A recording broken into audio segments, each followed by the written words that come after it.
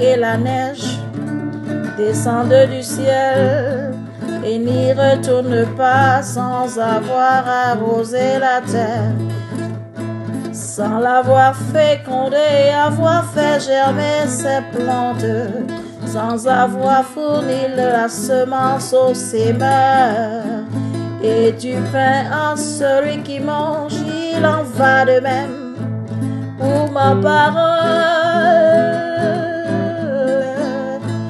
Celle qui sort de ma bouche ne revient pas à moi sans effet, sans avoir fait ce que je désire et rempli la mission que je lui ai confiée. Salut, salut.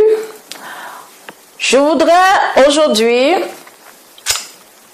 adresser toutes mes condoléances à notre confrère, à notre frère qui a été brutalement abattu. George, toute la famille. J'adresse ici mes condoléances à travers une carte en allemand qui, si je le traduis, dit: il y a un pays d'un côté des vivants et de l'autre côté un pays des morts. Et le pont entre ces deux pays ou ces deux terres est l'amour. La seule chose qui demeure et le seul sens de la vie. Sachez que nous souffrons avec vous, nous souffrons avec tous ceux qui souffrent, tous ceux qui pleurent. Le thème du racisme est vraiment difficile à vivre quand on n'a pas une consolation qui nous accompagne. Et c'est de ça qu'il est question. Avant de continuer, je voulais dire quelques mots à ceux qui pensent que être raciste peut les soulager de leur peine ou peut essayer de résoudre un problème identitaire qu'ils ont. Parce que le racisme consiste à dévaluer, à remettre en question la valeur de notre être parce qu'il est originaire d'une autre culture ou parce qu'il parle une autre langue ou parce que son nom désigne une culture, une appartenance à une autre culture, donc il est moins que moi. En fait, c'est un complexe de supériorité qui s'arroge le droit de maltraiter par les paroles ou bien même physiquement. Ça, c'est pas facile à vivre quand on vit dans des sociétés où cela est stimulé. Et je voudrais encore le dire, en tant que chrétien, il n'est pas facile de vivre le racisme. Mais nous pouvons le vivre dans le quotidien. Pourquoi? Parce que c'est quelque chose, le mal en lui-même, il fait mal, il fait morfondre. Le racisme est un fléau, il tue. Pas seulement celui qui l'exerce avec son prochain, mais il tue aussi celui qui l'a en lui-même. Parce qu'il a un problème, une crise identitaire grande. Alors il a besoin de ce complexe de supériorité. Il a l'impression de s'affirmer en exerçant sa violence. Tous ceux qui exercent une forme de racisme, de discrimination, ce sont pour moi les dérivés du racisme, discrimination, tribalisme, toutes ces choses, prouvent qu'ils traversent une crise identitaire. Mais que pense Dieu de tout cela? Dieu est-il rouge? Est-il jaune? Est-ce que Dieu est blanc? Est-il noir? Dieu ne fait exception de personne. S'il avait demandé aux blancs, comment dois-je créer le monde et les hommes? Peut-être que tous les blancs diraient, oh, crée-nous un monde de blancs. S'il avait demandé aux rouges, que dois-je faire? À quoi doivent ressembler tous les hommes du monde? Peut-être les rouges diraient, oh, rien que le rouge. Et s'il avait demandé au reste, peut-être nous aurions tous répondu pareil. Mais Dieu, ses pensées ne sont pas nos pensées. La Bible nous dit qu'aussi loin que le ciel est de la terre, ses œuvres, ses pensées ne sont pas comme nos pensées. Mais Dieu distingue deux formes de cœur. Que tu sois asiatique, africain, américain, européen, de l'Antarctique, il y a deux catégories de personnalités. Les gens au cœur sombre, noir. Noir, c'est le symbole de la saleté, du péché. Ça n'a rien à faire avec la couleur de l'extérieur. Blanc, le symbole de ce qui est pur, propre. Il y a la pureté de cœur, il y a l'impureté de cœur qui se traduit par toutes sortes de violences de paroles, les violences physiques, de toutes sortes de mots. C'est ce que la Bible appelle le péché. Parce que comme nous avons vécu la dernière fois, il y a le diable qui s'est rebellé déjà depuis très longtemps et qui continue à séduire les hommes, de sorte qu'il les habite et il leur donne des arguments pour pouvoir exercer le mal envers les autres. Quand on présente, et ça s'enseigne, c'est fabriqué par les hommes. Ça n'a pas été fabriqué par Dieu. Dieu, dans son idée, dans ses pensées, pense à la beauté de la diversité. Mais l'homme égoïste veut dominer sur l'autre. Il veut le maltraiter. Et Dieu a ses pensées là-dessus. Mais la Bible nous dit dans Jean 3,16, Dieu a tellement aimé le monde. Il l'a aimé, le monde entier, qu'il a donné son Fils unique pour toi, pour toi, pour toi, pour toi. Il a aimé le monde entier, qu'il a donné son Fils afin que quiconque croit en lui ne périsse point, mais qu'il ait la vie éternelle. Et quand tu es entré en contact avec cet amour divin, cher frère en Christ, chère sœur, tu es dans cet amour permanent qui ne te permet pas de vivre dans la haine, qui ne te permet pas de répondre à la haine par la haine parce que tu es comblé. Tu n'as pas une crise d'identité. Ceux qui passent le temps à vouloir devenir comme l'autre ont une crise d'identité parce qu'on leur a fait comprendre qu'ils n'étaient rien. Si vous voulez vous rappeler que vous n'êtes rien, pensez à vos modèles, à ceux qui sont pour vous des modèles, qui peuvent vous redonner courage. Et mon appel, aussi bien à l'Allemagne qu'aux États-Unis, c'est que la place soit faite pour l'instruction, pour donner, pour parler. De plus en plus, l'armée, la police, les forces de l'ordre deviennent violentes partout. Même dans un pays comme l'Allemagne, les forces de l'ordre commencent à être violentes. Avant, ce n'était pas le cas. Je me rappelle un jour avoir oublié mes papiers, j'ai été escortée par la police jusque chez moi. Avec le respect, le grand respect du monde. J'ai pris ma carte, je leur ai montré, ils m'ont dit faites attention la prochaine fois. Prenez toujours soin de ramener votre carte. Là, il y a 17 ans en arrière. Mais il y a quelques mois, moins d'un an de cela, à peine je me suis égaré ma voiture à la gare que je me suis fait crier dessus par un tas de soldats. Je me leur ai demandé, vous êtes sûr que vous êtes allemand? Parce que ça a trop changé là. La brutalité dans le langage. Et je les ai pas ratés en leur disant que ça ne se passe pas comme ça. Et il s'est mis à fouiller même dans les bagages. De plus en plus, ça, on entend ces choses. Le mal augmente sous toutes ses formes. Et nous devons faire attention de ne pas nous laisser engouffrer par ces choses-là. Je tenais à le dire et à lire deux passages de la Bible. Avant de le lire, si je vais y parvenir, peut-être je lirai un seul. Je voulais dire que quand je suis arrivée en Allemagne en 2003, je connaissais la culture allemande. Elle est imprégnée, on a l'idée du racisme allemand parce qu'on a été enseigné sur non seulement la force de l'Allemagne comme étant un pays qui construit, qui a une civilisation et un pays de poètes et c'était le pays des littéraires et des poètes et le pays des constructeurs, mais un pays de guerre aussi et de racisme. Alors quand tu viens, tu es préparé à vivre cela. Alors j'ai vécu deux trucs que j'aimerais bien raconter, parce que parler du détail de chaque jour, on n'aura pas le temps pour ça. Parce que chacun qui vit ici l'a vécu déjà.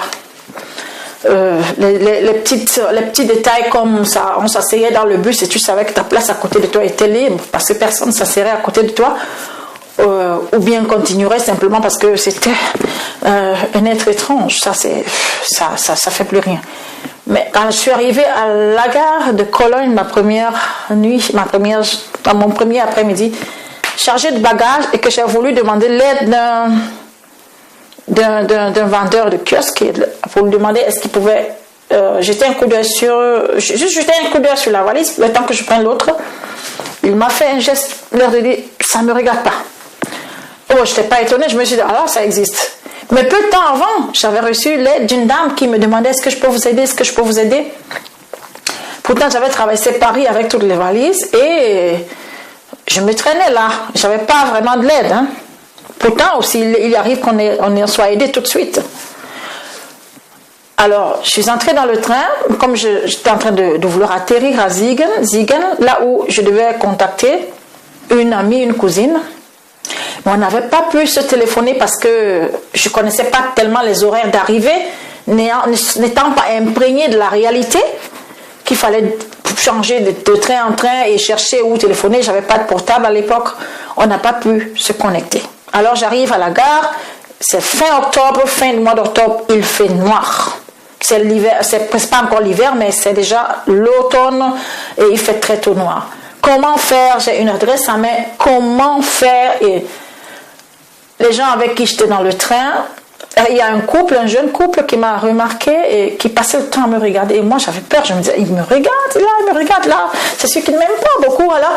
Ah non, mais ils admiraient mes tresses. Et après, ils s'est approchés, ils se sont dit, ah, vous avez de jolies tresses. Alors là, j'étais étonnée. Et puis, ils ont proposé de l'aide. Est-ce qu'on peut vous aider à descendre? Et on descendait au même endroit. Ils m'ont porté les valises. Et à leur descente, à notre descente, il y avait un papa, le papa de la dame, qui les attendait. Alors, le papa s'est proposé, il m'a demandé, où est-ce que vous allez? J'avais une adresse, c'est tout. Alors, je ne savais rien. Il fallait chercher où trouver une cellule téléphonique et tout ça. Là. Je ne savais rien. Je ne savais pas comment faire. Alors, eux, ils se sont proposés en me disant, elle a une adresse, mais elle ne sait pas où c'est. Est-ce qu'on peut l'aider jusqu'à l'accompagner? Je m'attendais à tout sauf à cela. Ils ont porté mes bagages. Moi-même qui étais concernée, je ne portais plus rien. Pratiquement que mon sac à main.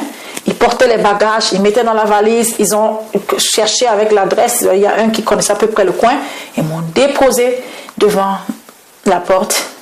Et quand j'ai sonné sur ma cousine, elle m'a dit, c'est qui ces gens-là? Je dis, mais ils ont proposé de m'aider. Elle me dit, l'Allemagne t'a bien accueilli. C'est pas normal. Mais c'est un accueil spécial. C'est juste pour vous dire que dans les endroits où on s'attend le plus à recevoir le mauvais traitement, on est surpris.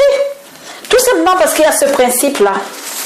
Partout où vous irez, vous trouverez des gens au cœur et des gens au cœur. C'est ces deux catégories de personnes que Dieu voit. Que tu sois en Afrique, en Amérique, il se peut que ton cœur soit comme ça. Que tu ne sois peut-être pas raciste, mais que tu sois plein de tribalisme et de jalousie et d'envie et de désir de maltraiter les autres. C'est une forme de rancune. Ou que tu sois tellement jaloux de ce que l'autre fait. C'est vrai que le racisme, c'est grave, ça fait mal, ça touche à la dignité humaine. Ici en Allemagne, la loi fondamentale, l'article 1 dit la dignité de l'être humain est à valoriser et pas à toucher. C'est pas traduit mot à mot, mais c'est pour dire il ne faut pas y toucher à la dignité de l'homme. Alors quand on est raciste, on touche à la dignité de l'autre et il peut arriver qu'on soit détruit moralement, émotionnellement. Et il faut avoir les forces pour le faire. Ma prière et mon vœu, c'est que de temps en temps, on puisse éduquer les gens pour entendre des bonnes choses. Parce qu'on a présenté toujours le noir, l'africain, le pauvre comme étant un descendant de l'esclavage, de la colonisation, des catastrophes, de la faim. Donc, l'autre qui n'a jamais rien entendu de positif et grandit avec ça, il serait question de valoriser Le temps est arrivé de valoriser notre valeur africaine. Et je dis ici à tous ceux à tous les peuples méprisés, il est temps de reconnaître sa propre valeur. La valeur, ta propre valeur, parce que Dieu t'a aimé et t'a créé autant valable que l'autre, et la valeur de ton frère. Comment nous traitons-nous entre Africains? Comment nous traitons-nous entre Noirs? Comment encourageons-nous les Noirs? Les Bamileke diront au Cameroun, les Nkwa ou les Nka, ce sont les autres. Les autres diront, ce sont les Bamileke, les Boulous ne sont pas comme ça et les autres le sont. C'est une forme aussi de racisme. Les riches s'arrogeront le droit d'être encore plus riches, de remplir les maisons de ce qui reviendrait aux pauvres et de les malmener de sorte que les gens soient obligés de fuir leur pays pour se retrouver dans la drogue ou dans les situations. Non, je plaide pour que les Africains qui sont en Europe, les Africains qui sont aux États-Unis et partout puissent, même les Noirs américains puissent s'organiser en association pour qu'aucun Noir ne puisse être à la rue. Pour qu'aucun Noir ne soit obligé d'être de dealer de drogue. Mais qu'un Noir soit obligé de vivre une vie de galère. Mais que tous soient formés et puissent exercer dignement un métier. Voilà des choses qui vont revaloriser notre personnalité. Et que tous ceux qui sont en haute personnalité, ceux qui sont haut placés, soient réellement reconnus, encouragés dans ce qu'ils font. Je suis heureuse quand je vois les Africains ou les gens à la peau noire évoluer à l'étranger. Parce que ça me donne le courage et l'espoir qu'on va s'en sortir. Et c'est une image qui ne plaît peut-être pas, mais il faut tenir bon. Il faut avoir le courage de dire non au racisme.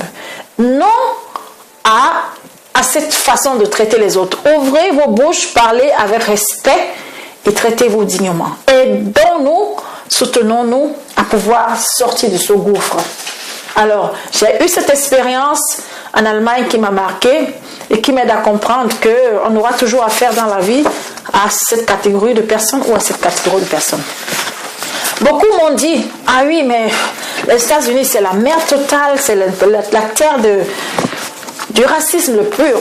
Non, mais je peux vous dire, c'est peut-être vrai, c'est vrai, l'histoire est sombre, c'est vrai que la médiatisation des violences est triste, mais il y a une chose, que le vécu de chacun.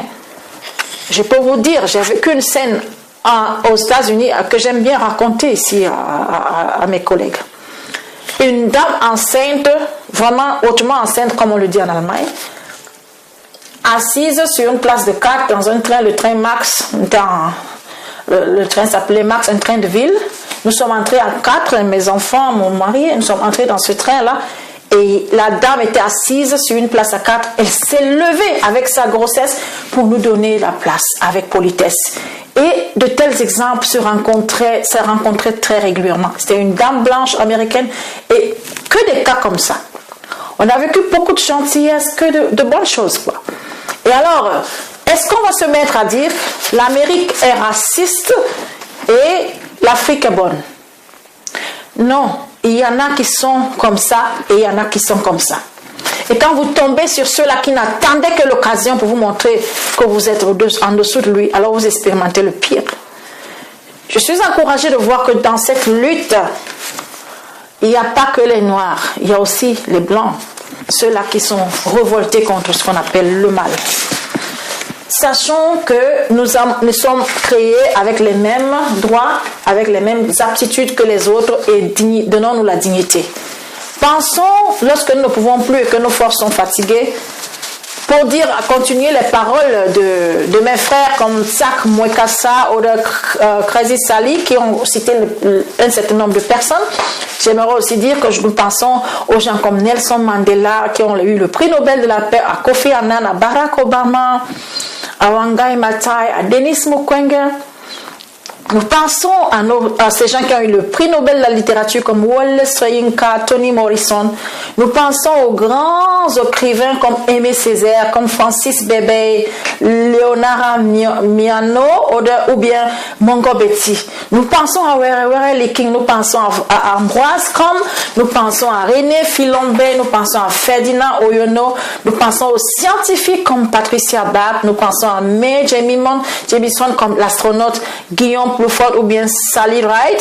Nous pensons aux inventeurs comme Gareth Morgan, comme Leonie Johnson. Nous pensons aux gens d'influence comme Booker T. Washington, qui était la dame qui était présidente de l'université. Nous pensons à Oprah Winfrey, nous pensons aux hommes d'affaires, nous pensons aux sportifs comme Roger Mila, Son Eto, Yannick Noah, nous pensons à Ali, à Mohamed Ali, nous pensons à Carl Lewis, nous pensons à Serena Williams, à Simone Biles, à Missy Copeland, à Michael Jordan.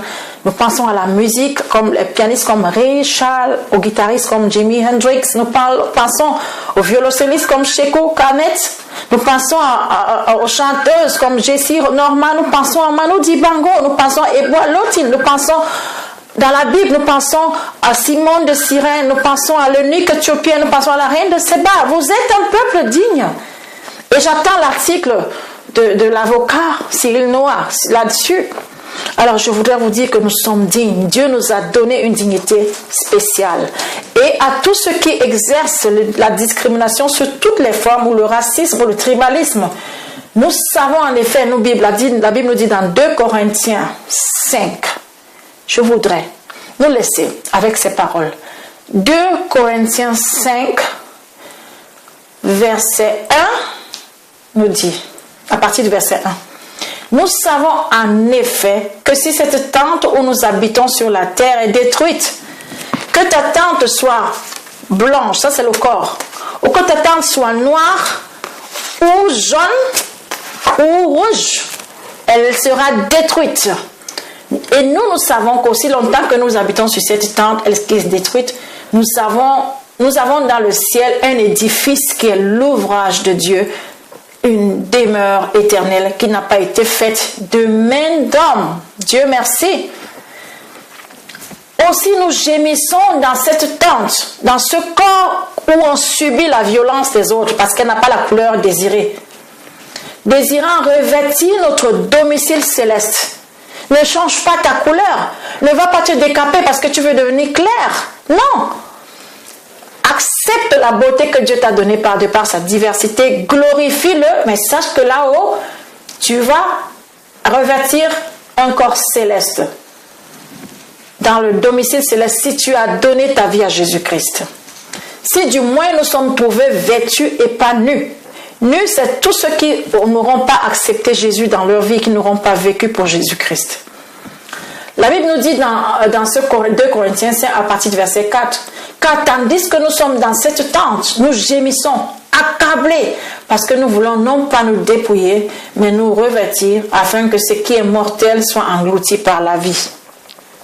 Nous gémissons des injustices, nous gémissons de la mortalité brute, nous gémissons de toutes sortes de maux. Celui qui nous a formés pour cela, c'est Dieu, qui nous a donné les arts de son esprit, l'Esprit Saint. Nous sommes donc toujours pleins de confiance et nous savons qu'en demeurant dans ce corps terrestre, nous demeurons loin du Seigneur. Que ton corps soit blanc ou pas, tant que tu es sur cette terre, tu es loin du Seigneur. Ce n'est pas ce corps blanc ou noir qui va être là-haut dans les cieux. Car nous marchons par la foi et non par la vue. Nous regardons, les hommes détestent les autres parce qu'ils sont des hommes terrestres, charnels, ils sont assujettis par le maître du mal.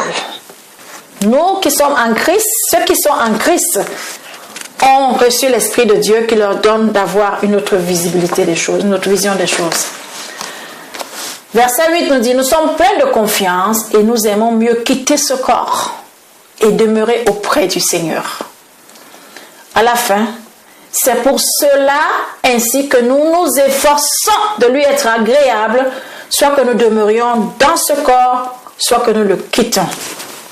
nous nous efforçons d'être agréables au Seigneur, parce que chacun de nous rendra compte à Dieu, chacun de nous rendra compte au Seigneur, selon le bien ou le mal, ça c'est le verset 10 qui le dit, qu'il aura fait de son vivant sur cette terre. Je te donne un défi maintenant. Acceptons tout ce que nous avons quelque part, un mal, et arrêtons de nous mépriser les uns les autres. Si Dieu t'a donné des richesses, pense à celui qui n'en a pas et aide-le à avoir le minimum. Ne saisis pas cette occasion pour le martyriser et penser que c'était le trône. Je ne sais pas, que c'est l'occasion que Dieu te donne et il te demandera des comptes. Qu'as-tu fait des biens que je t'ai donnés? Tu prenais plaisir à malmener les autres. Que Dieu te bénisse, puisque j'ai encore l'opportunité. En temps, je vais te lire ceci. Oh, mon Dieu, ça c'est... Ésaïe 55 nous dit, à partir du verset 5, « Recherchez l'Éternel pendant qu'il se laisse trouver. Faites appel à lui tant qu'il est prêt. Que le méchant abandonne sa voie et l'homme injuste ses pensées. Qui retourne à l'Éternel, il aura compassion de lui. Qui retourne à notre Dieu, car il pardonne abondamment. » Dieu est prêt à pardonner tous ces méchants s'ils reviennent à lui. Mais attention. En effet, vos pensées de racisme et de différence ne sont pas les pensées de Dieu. Et mes voies ne sont pas vos voies, déclare l'Éternel. Le ciel est bien plus haut que la terre. De même, mes voies sont bien au-dessus de vos voies. Et mes pensées bien au-dessus de vos pensées. La pluie, la neige descend du ciel et n'y retourne pas sans avoir arrosé la terre, sans l'avoir fécondée et avoir fait germer ses plantes, sans avoir fourni de la semence aux semeurs et du pain à celui qui mange.